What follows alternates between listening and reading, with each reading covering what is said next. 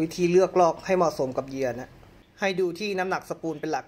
น้ำหนักสปูลรวมสายอยู่ที่11 กรัมน้ำหนักสปูลเปล่าอยู่ที่8 กรัมฉะนั้นหาร2เท่ากับ4 กรัมลอกตัวนี้เหมาะสมกับเหยื่อประมาณ4 กรัม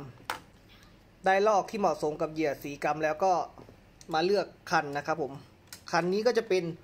6-12ให้สังเกตที่เวทเหยื่ออยู่ที่